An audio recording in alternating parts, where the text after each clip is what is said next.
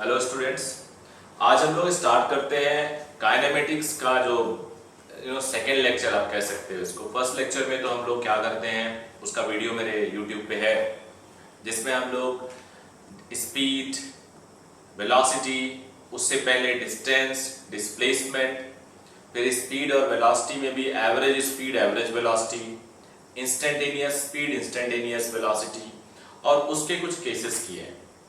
आज हम लोग very next level of that, जिसे हम कह सकते हैं कि uniformly accelerated motion, variable acceleration motion, तो वहां से स्टार्ट करते हैं। ज्यादातर आज के लेक्चर में यूनिफॉर्मली एक्सेलरेटेड मोशन करेंगे हम लोग, कुछ इससे रिलेटेड ग्राफ भी देखेंगे और फिर मोशन अंडर ग्रेविटी देखेंगे।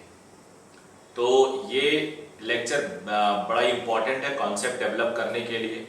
जो मोशन अंडर ग्रेविटी देखेंगे उसमें आपको हेल्प मिलेगा प्रोजेक्टाइल को पहचानने में, समझने में, क्वेश्चन सॉल्व करने में। याद रखिएगा, एक भी क्वेश्चन काइनेमेटिक्स का जनरली डायरेक्ट फार्मूला बेस्ड नहीं आता एग्जाम में।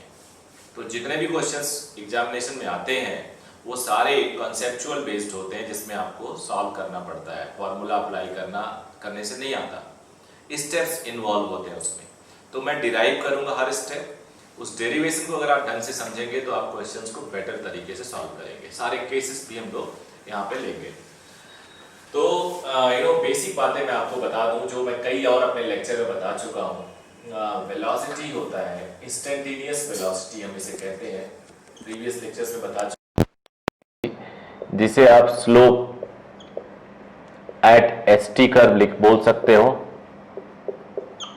और ए होता है डीवी बाई डी टी, जिसे आप स्लोप एट वीटी कर्व बोल सकते हो। उसके बाद यहां पे इसका नेक्स्ट स्टेप होता है ds is equal to V D T. इसका नेक्स्ट स्टेप क्या होता है, देखो इसी से, dv is equal to A D T. थोड़ा और इसको लिखो अगर आप, तो integration of ds is equal to integration of V D T, और इसका मतलब होता है एरिया अंडर वीटी कर्व। और ये ds क्या है, डिस्प्लेसमेंट। तो डिस्प्लेसमेंट या बोले change in position is equal to area under VT curve. Similarly यहां से हम लिख सकते हैं dv is equal to A D T, यानी एरिया अंडर एटी कर्व। अब जो ये dv है वो चेंज इन वेलोसिटी है, चेंज इन वेलोसिटी। तो बेटा चेंज इन वेलोसिटी क्या बताएगा, एरिया अंडर एटी कर्व। इन्हीं चीजों को मैं अगर दिखा दूं, displacement versus time, velocity versus time, मान लो ये है, तो जो स्लोप है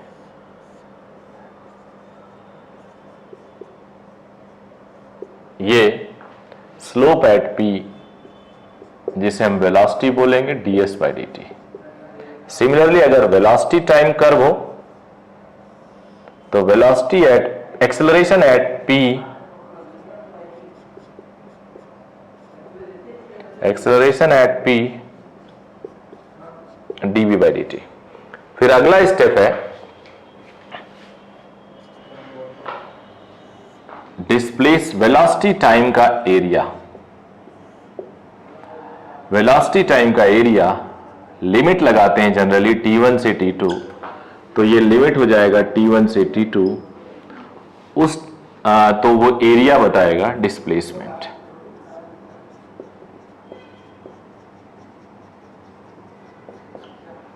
सिमिलरली a वर्सेस t,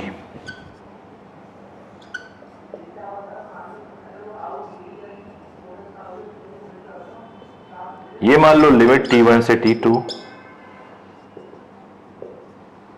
तो ये बताता है change in velocity, change in velocity. एक बार फिर से देख लीजिए आप लोग, velocity slope of ST curve, displacement time का स्लोप वेलोसिटी बताता है। वेलोसिटी टाइम का स्लोप एक्सेलरेशन बताता है, ये बता चुका हूं प्रीवियस लेक्चर में भी। उसके बाद डिस्प्लेसमेंट टाइम ग्राफ का स्लोप, उसको मैंने इस चीज को मैंने यहां दिखा दी, वेलोसिटी टाइम के स्लोप को मैंने यहां दिखा दी। अब ds लिखोगे तो vdt हो जाएगा, ds vdt। इंटीग्रेशन हमेशा चेंज पोजीशन बताता है, लिमिट लगाया जाए तो चेंज इन पोजीशन जिसे हम डिस्प्लेसमेंट बोल सकते हैं, area under VT curve, area under VT curve, change in velocity area under AT curve, उसको मैंने यहां पे दिखा दिया, कॉपी कर लीजिए इसको। अब एक केस लेते हैं, uniformly accelerated motion. Uniformly accelerated motion का जैसे नाम है वैसे एक्सेलरेशन यूनिफॉर्म होगा। जो ग्रेविटी हमारी होती है, मोशन अंडर ग्रेविटी, वो इसी कैटेगरी में आती है, यूनिफॉर्मली एक्सेलरेटेड मोशन में। तो बेसिकली आज का लेक्चर यही है, ग्रेविटी से रिलेटेड पढ़ाऊंगा 1D, लेकिन ये सब इंट्रोडक्शन आपको हेल्प करेगा। यहां से आप देखिए, यहां से अगर आप देखते हैं तो ए यूनिफॉर्म है। मान लीजिए एक बॉडी है, यहां से स्टार्ट करती है, टी टाइम बाद यहां पहुंच जाती है, उसकी इनिशियल स्पीड u है और टी टाइम बाद उसकी स्पीड v है। इस पे एक एक्सेलरेशन की वजह से ऐसा हो रहा है और वो डिस्प्लेसमेंट s रिसीव करती है।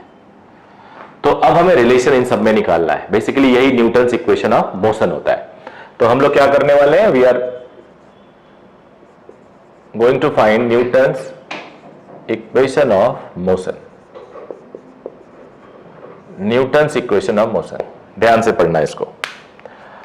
पहला equation, first equation, since a is equal to dv by dt, so from here dv is equal to a dt. Limit acceleration constant है, you may take it out from integration. 0 time पे u speed थी, t time पे v हो गई। अब अगर इसको हम सॉल्व करें तो dv का v होता है, dt का t होता है। लिमिट लगा देते हैं, अपर माइनस लोअर, तो ये आ जाता है equation v is equal to u plus A T. तो पहला इक्वेशन आया v is equal to u plus A T. मैं इसको हमेशा पहला इक्वेशन बोलूंगा, याद रखिएगा, हमेशा इसको पहला इक्वेशन बोलूंगा। अब आ जाते हैं सेकेंड इक्वेशन।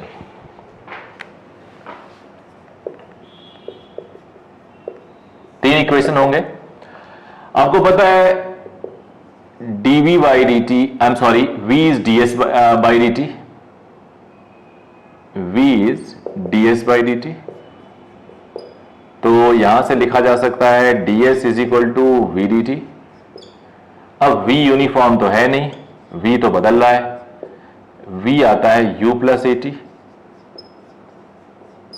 0 टाइम पे डिस्प्लेसमेंट 0, t टाइम पे s मान लो, तो इधर लेफ्ट में s हो गया, यहां पे u D T, a constant है, t डी टी, 0 से t, 0 से t, dt का integration t, t D T का t स्क्वायर बाई 2। तो डिस्प्लेसमेंट इज दिस। ये हो गया सेकेंड इक्वेशन। फर्स्ट इक्वेशन ये, सेकेंड इक्वेशन ये। अब आ जाते हैं थर्ड इक्वेशन पे।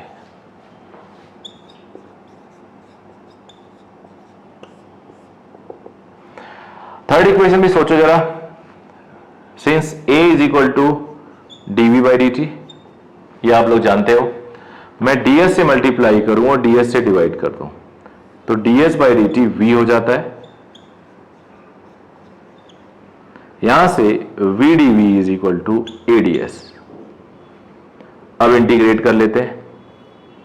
शुरू में displacement 0, speed u, displacement s, speed v,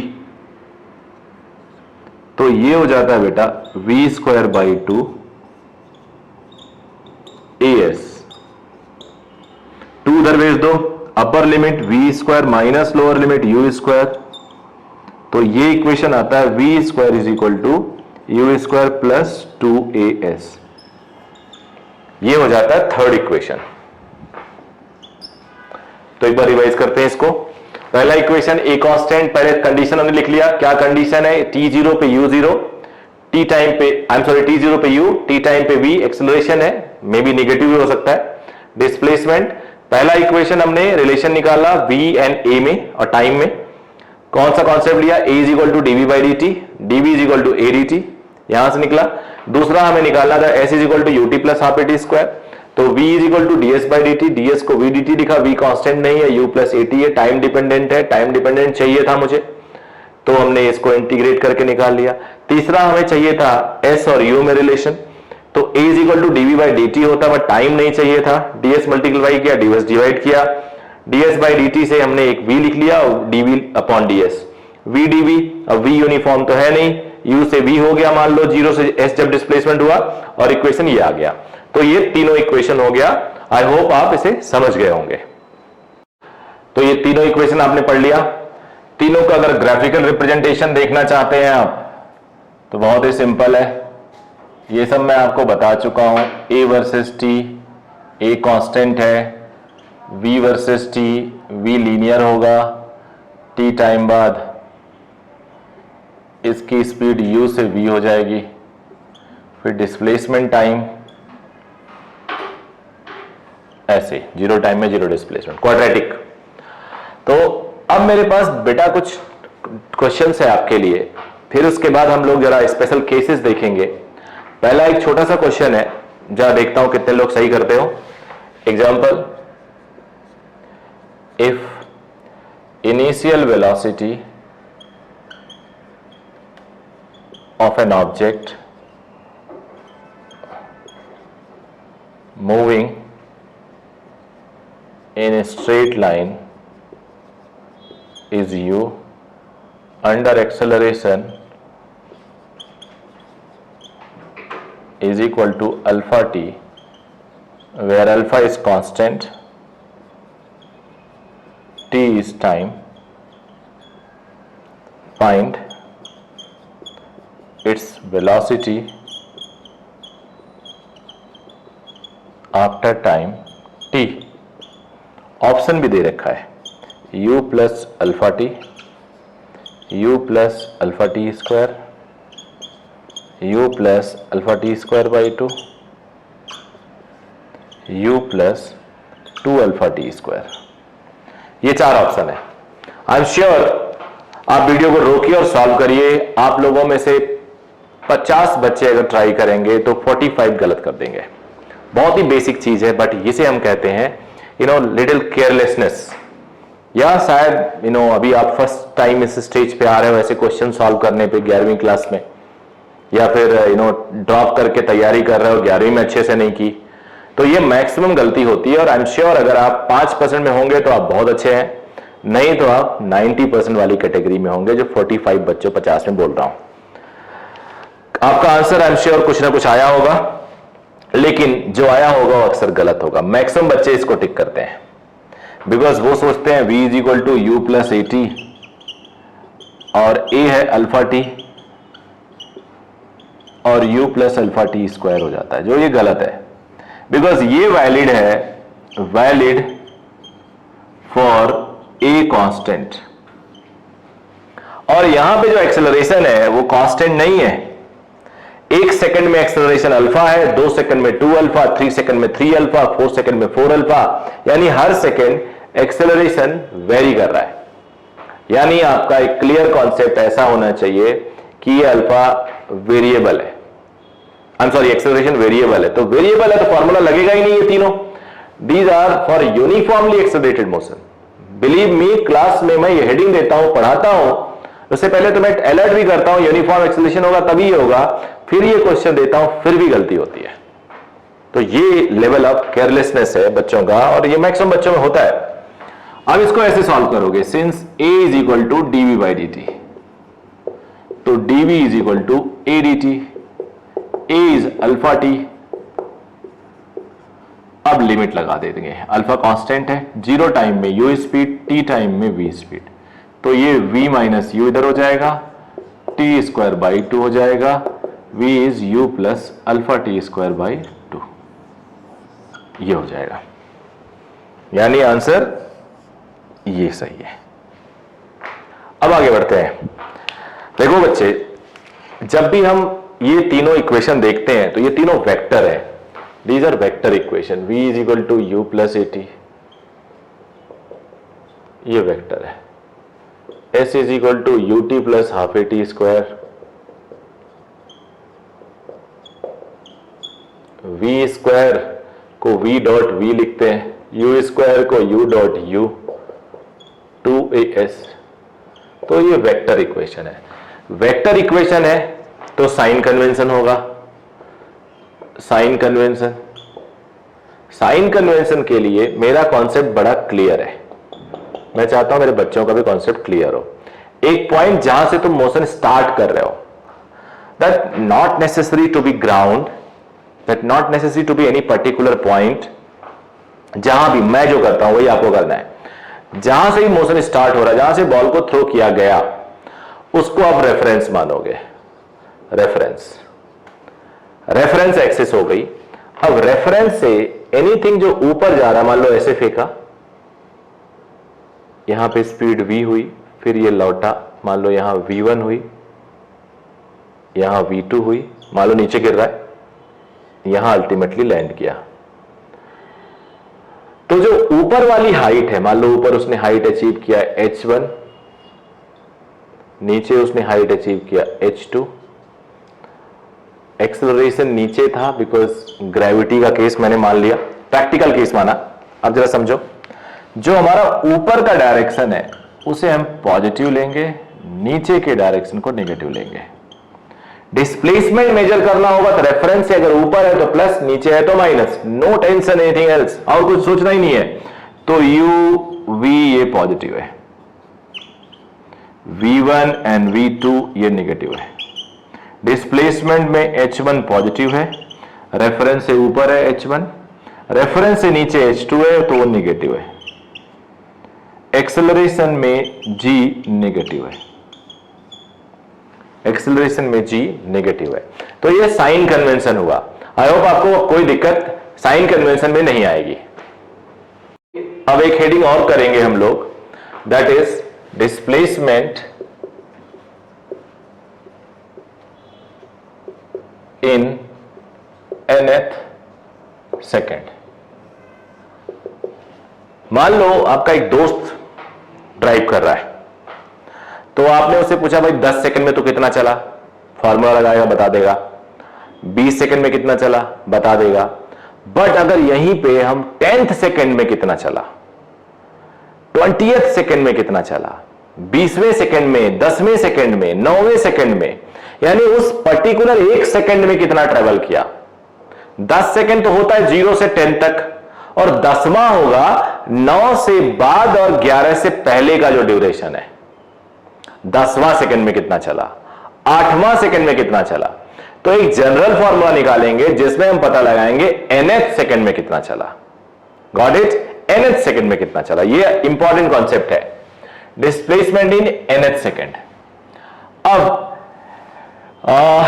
बढ़िया समझने के लिए अगर तुम चाहो तो ऐसे लिखो, मान लो एक बॉडी 1 सेकंड में इतना चल रही है, ग्रेविटी नहीं, नॉर्मल. 2 सेकंड में बॉडी इतना चल रही है, 3 सेकंड में बॉडी इतना चल रही है, 4 सेकंड में बॉडी इतना चल रही है. ऐसे करते करते n-1 में इतना चल रही है और n में इतना चल रही है. अब जरा देखो, फर्स्ट सेकंड में अगर तुमसे कोई पूछे डिस्प्लेसमेंट इन फर्स्ट सेकंड, तो बेटा फर्स्ट सेकंड यही होगा, इसे तुम S1 बोल सकते हो. कोई तुमसे पूछे सेकंड में कितना चलेगा, तो सेकंड में इतना सेकंड, तो टोटल में से S1 माइनस कर दो. कोई तुमसे पूछे थर्ड सेकंड में कितना चलेगा, थर्ड, तो S3 माइनस S2. कोई पूछे तुमसे फोर्थ सेकंड में कितना चलेगा, ये फोर्थ है, टोटल में से इतना minus.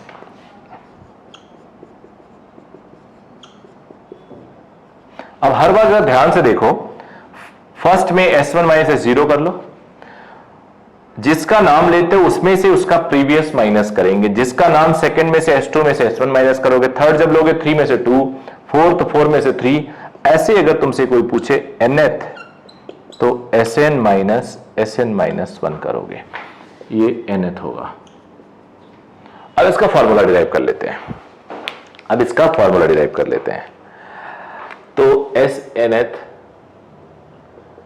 Sn minus 1 uniformly accelerated, a constant है, तो ये हो जाएगा ut plus half A T square minus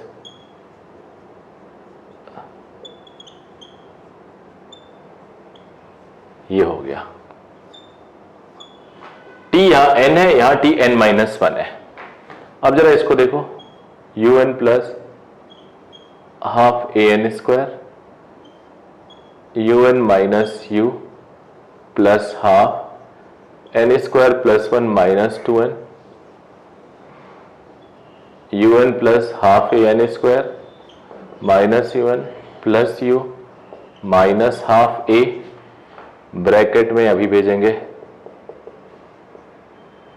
कुछ कैंसिल हो रहा है, यस गया, u आगे कर लो, half A N square minus half A N square minus half A plus हो जाएगा हाफ और 2 ए एन, तो ये भी गया, u plus A N minus half, इसको u प्लस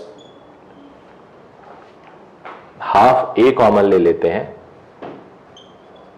तो यहां हाफ तो है नहीं, 2 मल्टीप्लाई किया होगा, 2 डिवाइड किया होगा, 2n माइनस, तो nth सेकंड का फॉर्मूला आया ये। तो अब मैं इसे चौथा इक्वेशन बना के लिख देता हूं, Snth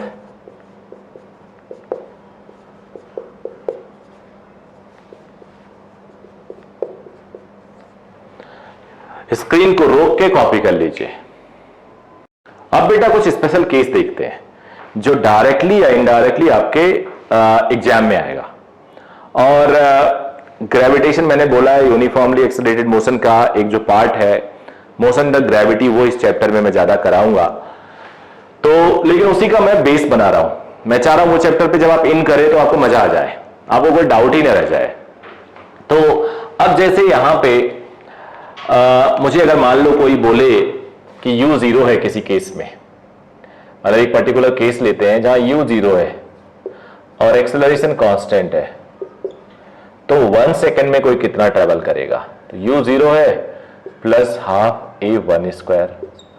कोई बोले 2 सेकेंड में कोई कितना ट्रेवल करेगा, u 0 है हाफ ए 2 का स्क्वायर। कोई बोले 3 सेकेंड में कोई कितना ट्रेवल करेगा, हाफ ए 3 स्क्वायर। ऐसे करते करते n सेकेंड में कोई कितना ट्रेवल करेगा, तो आप लिख सकते हो हाफ ए एन स्क्वायर। यानी अगर मैं बताऊं तुम्हें S1 is to S2 is to S3 is to Sn, तो ये 1 square is to 2 square is to 3 square is to n square हो जाएगा। इसको ऊपर लिख देता हूं।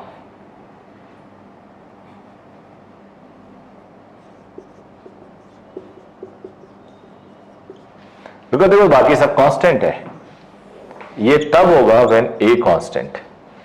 अब अगर तुमसे कोई पूछे इसी कंडीशन में फर्स्ट सेकंड में u 0 है हाफ a, फर्स्ट सेकंड में n1 2 माइनस 1 इंटू 1, सेकंड में u 0 half a 2 into 2 minus 1 3, third second में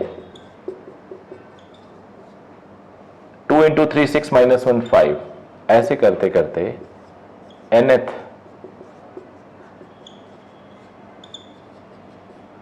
तो बेटा ये ग्रेविटी के लिए वैलिड है, बिकॉज रेशियो ही तो है, वहां भी g कांस्टेंट होगा, साइन भले नेगेटिव ले लो।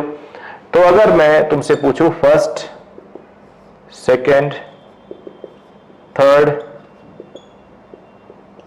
nth, वैसे भी इसमें से इसको माइनस करना, इसमें से इसको माइनस करना, वही आएगा, बिकॉज हमेशा सेकेंड होता है 2 माइनस 1, थर्ड होता है 3 माइनस 1, तो ये आएगा 1:3:5:2n माइनस 1। आई होप आपको क्लियर हो गया होगा। अब एक और छोटी सी बात, ये छोटी छोटी बातें आपको हेल्प करेंगी, बिलीव मी। मान लो एक क्वेश्चन मेरे से पूछा गया, कोई बॉडी ट्रेवल कर रही है वो 5th हाफ सेकंड में कितना ट्रेवल करेगी, वो 9th 1/4 सेकंड में कितना ट्रेवल करेगी। इस तरह से क्वेश्चन आ जाए तो क्या करोगे? मतलब अगर हिंदी में बोला जाए तो 5वें 1/3 सेकंड में कितना करेगी, 9th 1/4 सेकंड में कितना क्या करेगी, मतलब 1/4 के 9 पार्ट अगर हो तो 9वें पार्ट में कितना ट्रेवल करेगी। 5th 1/2 यानी 5th हाफ यानी हाफ हाफ करके 5वें हाफ में वो कितना डिस्टेंस ट्रेवल करेगी। 5/2 नहीं है, 5th 1 second 5th half, 6th 1/3। तो अगर ऐसे क्वेश्चन आ जाए तो ये फॉर्मूला फिर नहीं लगता, यहां पे लगता है कॉन्सेप्ट, जिस पे हम लोग बच्चों आज काम कर रहे हैं। तो मान लो मेरे पास एक क्वेश्चन है, u कांस्टेंट है,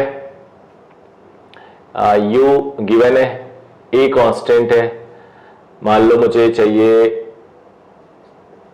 3rd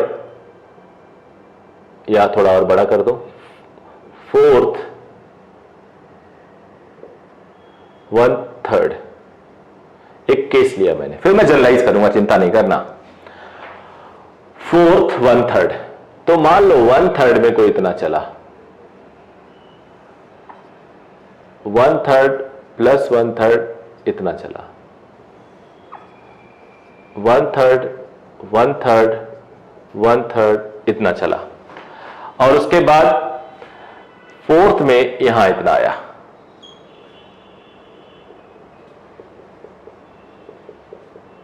आप लोग को ये स्क्रीन अगर नहीं दिख रहा हो तो 4 बार लिखा है मैंने। अब फर्स्ट 1/3 क्या हो जाएगा, first 1/3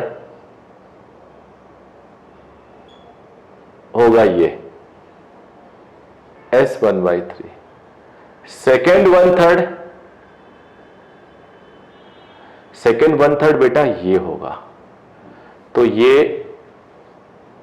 S2/3 minus S1/3, third 1/3 ये, इसमें से इसको माइनस,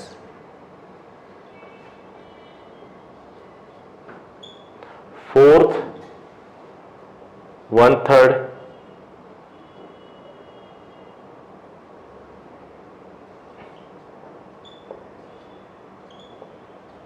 यहां से आंसर आएगा।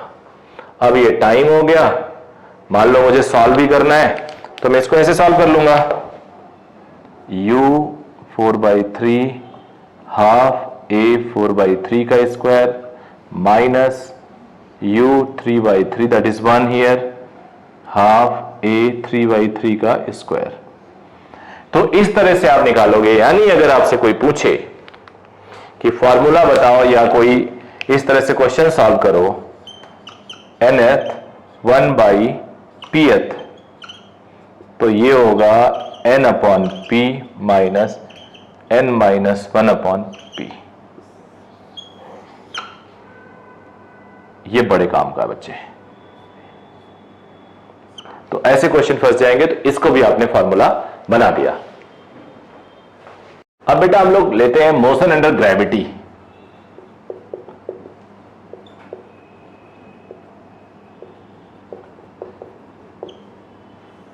आप सबको पता है जो अंडर ग्रेविटी की बात है, मोशन अंडर ग्रेविटी, उस अंडर ग्रेविटी का मतलब जी नीचे एक्ट कर रहा है, कोई भी ऑब्जेक्ट नीचे गिर रहा है तो कोई भी चीज ऊपर फेंकोगे नीचे आएगा, छोड़ दो नीचे गिरेगा, तो वो ग्रेविटी की वजह से होता है।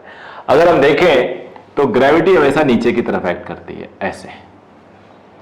अब हम लोगों ने नीचे के डायरेक्शन को रेफरेंस, कोई भी अगर एक्सेलरेशन नीचे हो तो उसको हम नेगेटिव लेते हैं, तो मोशन अंडर ग्रेविटी में जो a की वैल्यू है वो -g हो जाएगी बिना सोचे समझे।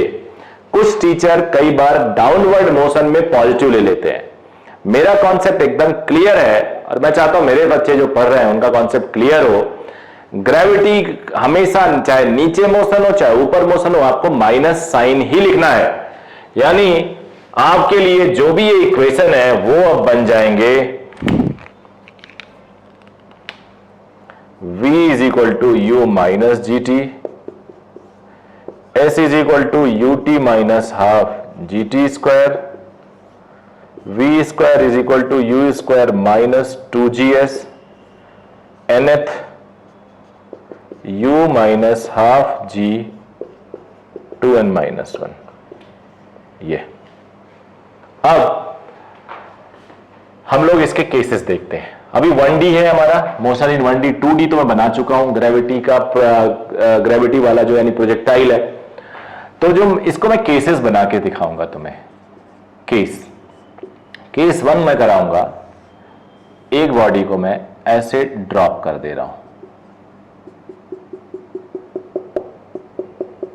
अब वो नीचे आएगा, धड़ाम से टकराएगा, ये केस 1 होगा, किसी हाइट से आएगा। केस 2 मैं तुम्हें बोलूंगा, इसी का थोड़ा एक्सटेंशन कर देता हूं, एक पार्टिकल को u स्पीड दे दिया, अब ये आके यहां टकराएगा h हाइट से, यानी पहले का एक्सटेंशन है केस 2। केस 3 मैं आपको दूंगा ग्राउंड टू ग्राउंड बॉडी, मतलब यहां से फेंका, बिकॉज ऑफ ग्रेविटी ये ऐसे वापस आ जाएगी। केस 4 होगा, मान लो ये एक हाइट है,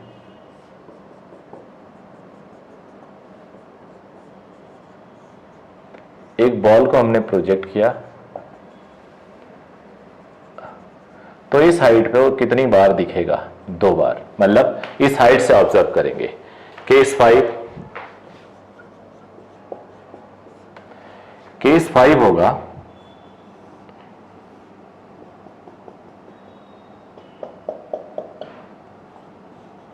एक बॉल को हमने थ्रो किया, ऊपर गया, फिर नीचे आया। तो इन तीनों के बारे में अगर आपने डिटेल स्टडी कर दी तो बिलीव मी इस चैप्टर में कुछ छूटेगा नहीं आपका। तो चलो स्टार्ट करते हैं, इसको कॉपी कर लीजिए। सारे केसेस देखते हैं, 4 केस का स्पेस है और मिलेगा, 5वां कर दूंगा, नहीं तो फिर इसको हटा के फिर 5वां केस बताएंगे, या थोड़ा सा देखेंगे स्पेस बचेगा तो 5 एक साथ करेंगे, so that you can compare also. Case पहला है, इन्हीं तीनों इक्वेशन पे बेस्ड है सारे केस बेटे, इन्हीं तीनों इक्वेशन पे, मतलब तुम फॉर्मूला नहीं याद करोगे, तीनों केस याद रखो। अब जो रिजल्ट आ जाएगा तो याद भी हो जाएगा, तो मुझे तो सारे याद है, मैं चाहूंगा आपको भी याद हो जाए, बट प्रोसेस भी याद होना चाहिए, केवल फॉर्मूले के भरोसे नहीं रहोगे आप। h हाइट है, एक बॉल को ड्रॉप किया और वो यहां आके हिट करता है। सभी केसेस में हम फाइनल स्पीड कोशिश करेंगे पता कर ले, सभी केसेस में हम टाइम ऑफ फ्लाइट पता करेंगे, which is most important, time of flight most important है। हाइट की जहां जरूरत होगी वहां हाइट पता करेंगे, तो ये सब प्रोसेस में है। तो सबसे पहले हम लोग यहां पे टाइम पता करते हैं, टाइम ऑफ फ्लाइट, कितनी देर तक बॉडी हवा में रही। Second equation is generally used for to get time, mostly used to get time. तो फ्रॉम 2 में s की वैल्यू यहां रेफरेंस है, रेफरेंस से नीचे -h, u0 एक्सेलरेशन नेगेटिव ही होता है, t²। तो टाइम आ गया बेटा √2h/g। जब भी किसी ऑब्जेक्ट को ड्रॉप करते हो तो नीचे जब वो आता है उसकी स्पीड, उसका टाइम क्या होता है? √2h/g, याद रखना बड़े काम का है। फिर ये पहला हो गया, फिर फाइनल स्पीड, वेलोसिटी, स्पीड लिख देता हूं, डायरेक्शन देख ही रहे हो। थर्ड इक्वेशन से फ्रॉम 3, नीचे है तो -v, रेफरेंस से नीचे की तरफ u0 -2g, h भी नेगेटिव है, रेफरेंस से नीचे है देख लो, तो वेलोसिटी √2gh हो गया, जिसे मैंने स्पीड भी बोला है। तो केस 1 तो हो गया इतने में, तो अच्छी बात है, हमारे पास स्पेस बच रहा है। केस 1, केस 2 मैं यहां बताऊंगा। केस 2 में 1 को थोड़ा सा एक्सटेंड किया गया है, यहां पे हमने थ्रो किया यू से,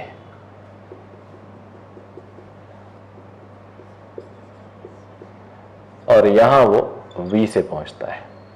तो सबसे पहला टाइम ऑफ फ्लाइट,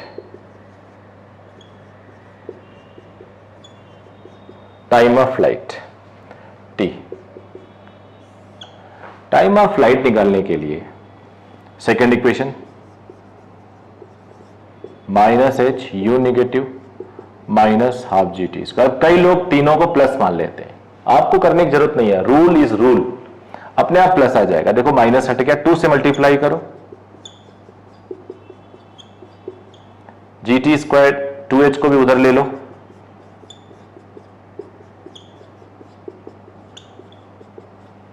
अब ये बन गया बेटा आपके लिए क्वाड्रेटिक इक्वेशन टाइम का। तो इससे टाइम की वैल्यू निकालेंगे minus B plus minus B square minus 4ac upon 2a, एक फॉर्मूला होता है, उसी फॉर्मूले को यूज करेंगे। तो b की जगह पे बेटा 2u है, b स्क्वायर करोगे तो 4u स्क्वायर आ जाएगा, माइनस 4aag है इंटू सी माइनस 2h है अपॉन 2aag है। अब सॉल्व करना थोड़ा स्मार्ट मेथड यूज करो, माइनस माइनस प्लस, ये 4 कॉमन ले लो, रूट के बाहर 2 आ जाएगा। अब यहां भी 2, यहां भी 2, यहां भी 2, तो ओवरऑल 2 कैंसिल हो जाएगा।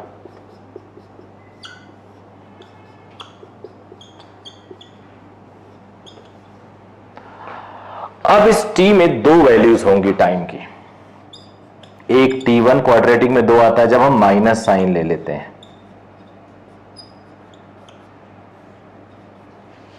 एक t2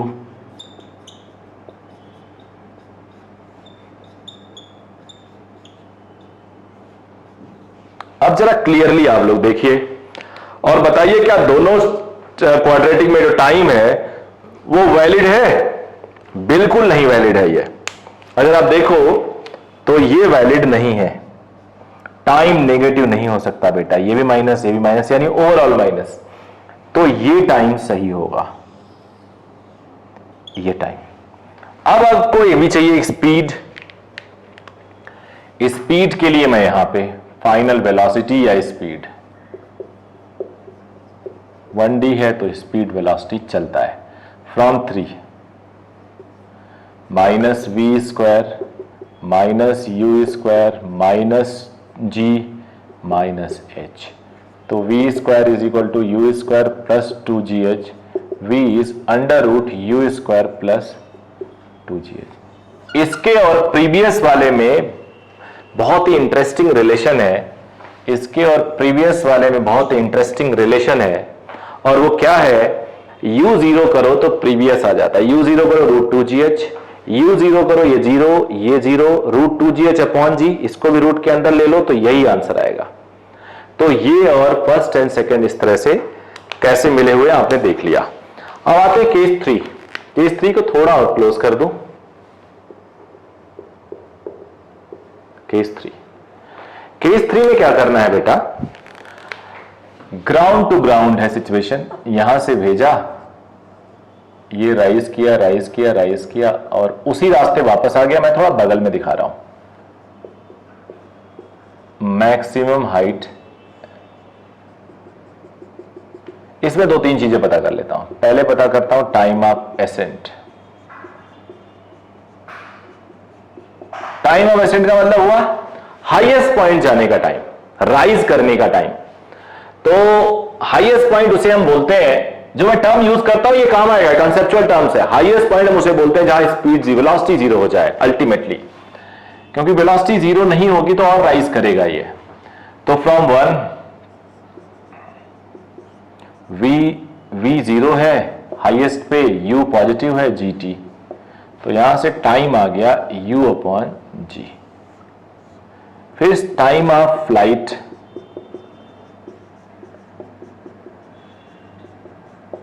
time of flight, time of flight जो होगा कितनी देर तक हवा में रहा, तो इसको ऐसे निकालते हैं, जब बॉडी स्टार्ट की तो फिर राइज करना शुरू की और अल्टीमेटली वहीं आ गई, तो डिस्प्लेसमेंट 0 हो गया। तो अगर सेकेंड इक्वेशन हम यूज करते हैं, डिस्प्लेसमेंट 0 करते हैं, u पॉजिटिव कैपिटल T लिख देता हूं, g निगेटिव होता है, तो ये t कॉमन लेके u minus half G T, एक बार इसको 0 करोगे और एक बार u minus half G T को 0 करोगे तो t आ जाएगा 2 2u/g, जो ट्वाइस टाइम ऑफ एसेंट के बराबर है, ट्वाइस टाइम ऑफ एसेंट के बराबर है। यानी जितना राइज करने में टाइम लगा होगा उतना ही फॉल होने में टाइम लगा होगा। तो टाइम ऑफ फ्लाइट 2u/g हो गया। अब लगे हाथ टाइम ऑफ डिसेंट भी पता कर लेते हैं।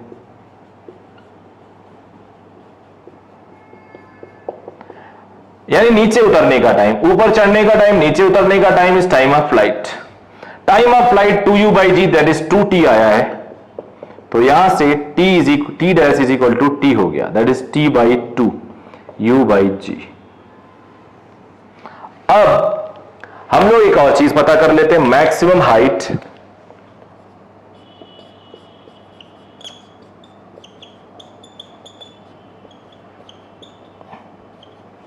h max।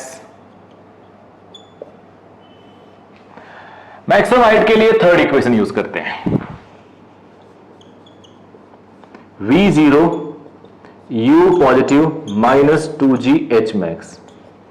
तो यहां से h max आ जाएगा u स्क्वायर अपॉन 2g। तो ये इंफॉर्मेशन हमें मिल गई केस 3 से। अब जो केस 4 है वो उसके लिए हमारे पास स्पेस बचा हुआ है, इसको ऐसे ड्रॉ कर देते हैं, थोड़ा टेढ़ा हो गया है।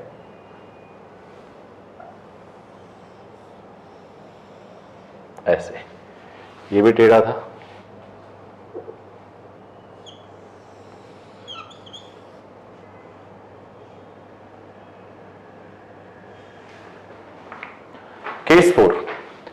केस 4 यहां ऊपर लिख देता हूं।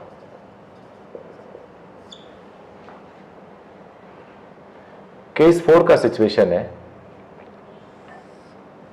ये मान लो एक हाइट है, कोई बिल्डिंग की छत है मान लो, यहां से हमने एक बॉल फेंका और यहां गया और फिर वापस आने लगा। ओ से गया और ओ सेम है, बट नाम दे रहा हूं ओ डैश लैंडिंग का है, ओ राइज करने का है। ये ए और ए डैश ये भी सेम ही है, ए और ए डैश भी सेम ही है। अब क्या होगा, आपको यहां तक जाने का टाइम निकालना है, बिकॉज बाकी चीजें निकालेंगे हाइट और टाइम, तो ये तो यही केस हो गया। तो यहां तक जाने का टाइम के लिए time from 2 plus H, U S की जगह पे U positive T minus half G T square, जरा 2 से मल्टीप्लाई करो, 2h इज 2ut minus G T square, सबको लेफ्ट हैंड लेके आओ, G T square minus 2ut plus 2h is equal to 0। अब क्वाड्रेटिक पे जरा सॉल्व करते हैं।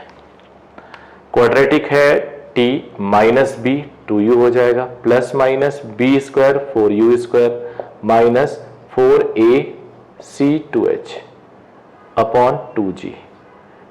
4 बाहर ले आओगे कैंसिल हो जाएगा, u square minus 2gh upon g। तो यहां पे t की दो values, u minus under root you square minus 2gh/g, दूसरी वैल्यू u plus under root you square minus 2gh/g। अब देखो दोनों वैल्यू रियल है, कोई अपसेट नहीं है, बिकॉज रूट के अंदर वाली क्वांटिटी यू स्क्वायर से छोटी है, यू स्क्वायर माइनस समथिंग है। अगर यू स्क्वायर होती तो रूट आता यू स्क्वायर से छोटी है तो रूट आएगा यू से छोटा, तो u माइनस यू से छोटा पॉजिटिव वैल्यू है, यहां ये तो पॉजिटिव है ही। तो 2 वैल्यूज टाइम के आने का मतलब है कि बॉडी h डिस्प्लेसमेंट 2 बार ले रही होगी। अब तुम डायग्राम से क्लियर कर सकते हो, h डिस्प्लेसमेंट एक बार जब बॉडी चली तो o से a तक रिलीज पाई और एक बार o से a डैश तक, यानी ये टाइम है time from o to a, ये है time from o to a dash. But इस पे काफी ज्यादा हमारे पास वर्किंग है, इसको कॉपी करो आप लोग। तो बेटा आप लोगों ने देखा, मैंने कैमरा थोड़ा इधर घुमा दिया, अब केस 1 नहीं दिख रहा होगा, 2 3 4 5 दिख रहा होगा, लेकिन वो जरूरी था।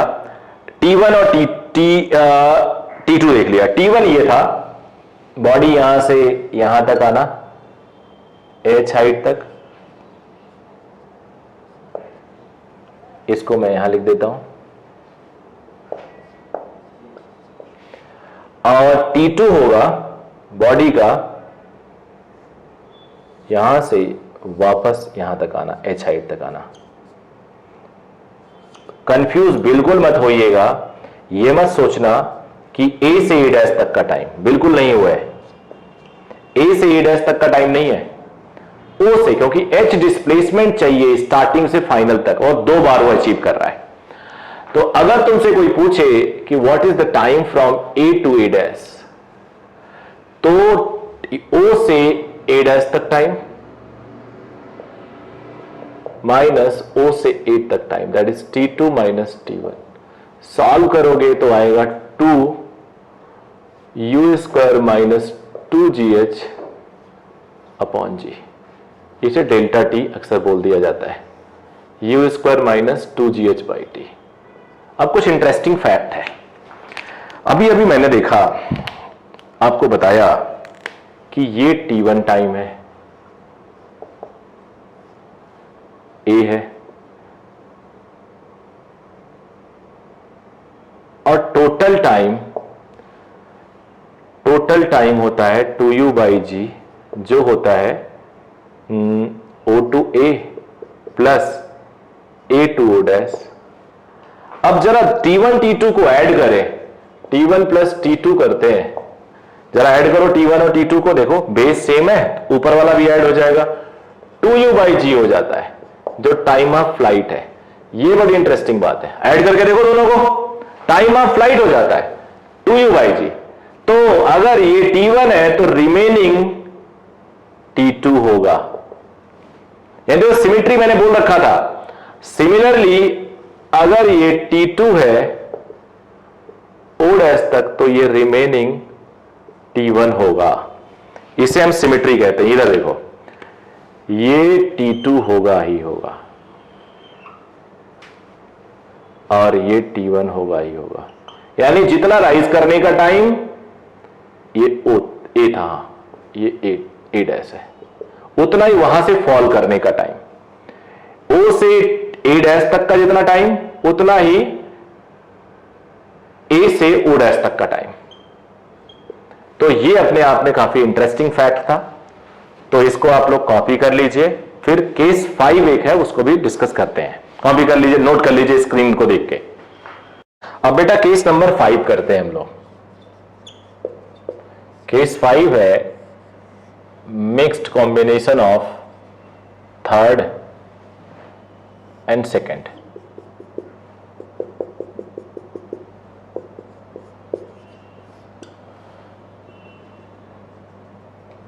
ये तो कॉम्बिनेशन से कैसे सॉल्व करेंगे वो बाद में बताऊंगा, पहले हम लोग मेन मेथड से सॉल्व करते हैं। सबसे पहले मैं निकालता हूं इसकी फाइनल स्पीड, टाइम, चलो टाइम बाद में, टाइम के लिए स्पेस ज्यादा चाहिए। Final velocity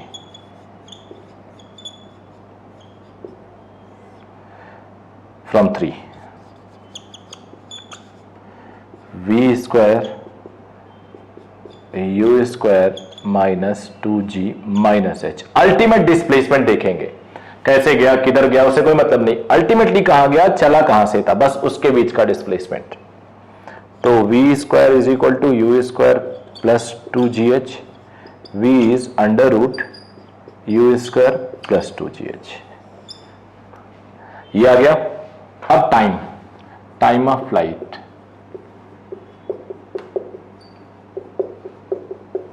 time of flight के लिए t ही लिखता हूं।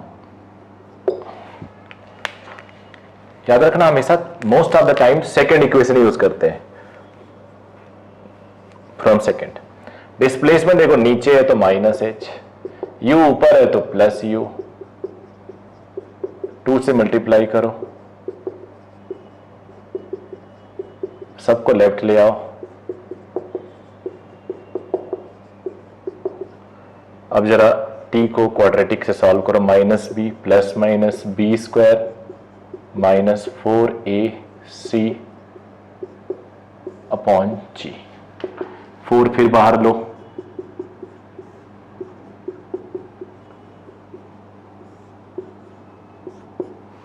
अब यहां पे ध्यान देना, अगर मैं माइनस लिखता हूं, एक माइनस टाइम भी लेता हूं।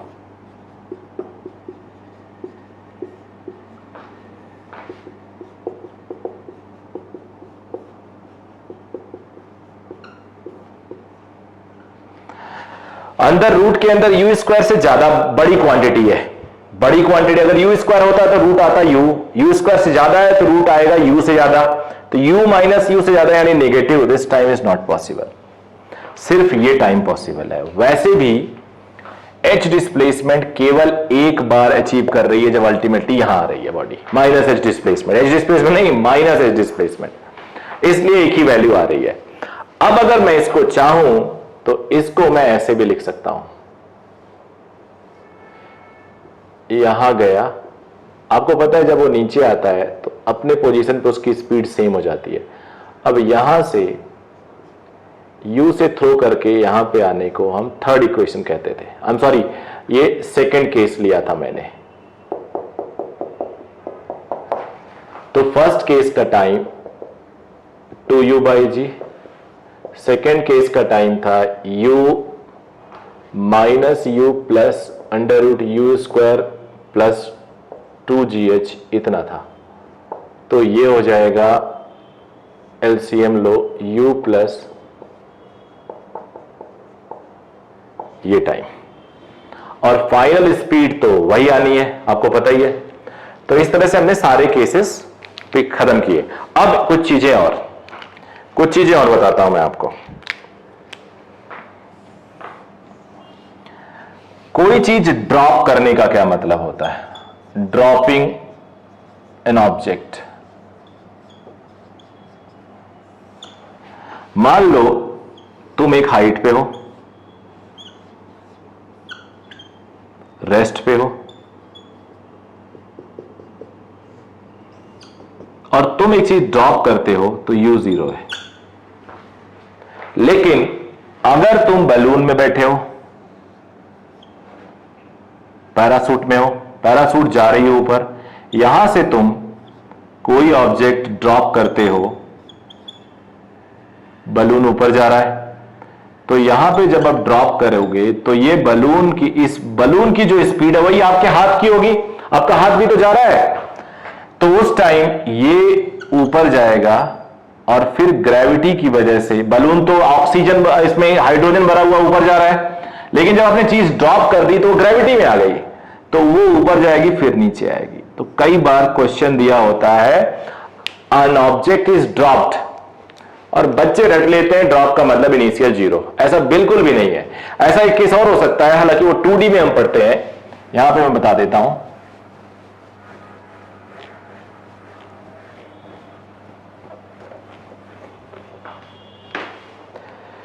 एक ट्रेन या हेलीकॉप्टर जा रहा है, मान लो हेलीकॉप्टर जा रहा है फ्लड रिलीफ में, अब ये यू से जा रहा है, तो यहां पे अगर किसी ने एक पैकेट ड्रॉप किया, तो पैकेट भी यू स्पीड से जाएगा, फिर वो ग्रेविटी की वजह से नीचे गिरेगा। तो ड्रॉप करने का मतलब बिल्कुल भी नहीं होता इनिशियल वेलोसिटी 0। ड्रॉप करने का मतलब इनिशियल वेलोसिटी 0 तभी होता है जब ड्रॉप करने वाला ऑब्जेक्ट, पर्सन, जो भी हो, वो खुद रेस्ट पे हो। तो ये ग्रेविटी, मोशन अंडर ग्रेविटी का डिटेल स्टडी है। आई होप आपको क्रिस्टल क्लियर हो गया होगा और आप इसको सॉल्व कर सकते हैं अब इसके क्वेश्चंस। अब न्यूमेरिकल सीरीज का वेट करिए, अच्छे से इसको पढ़ लिया अगर होगा तो प्रोजेक्टाइल भी ढंग से समझ में आएगा। सो बेटा, अगर आपको अच्छा लगे ये, तो जरूर आप अपने दोस्तों को, रिलेटिव्स को ग्रुप में शेयर करिए, लोगों को बताइए, ज्यादा से ज्यादा बेनिफिट लें और ये सीरीज आप सबको बेनिफिशियल हो, यही मेरी विश होगी। Thank you very much.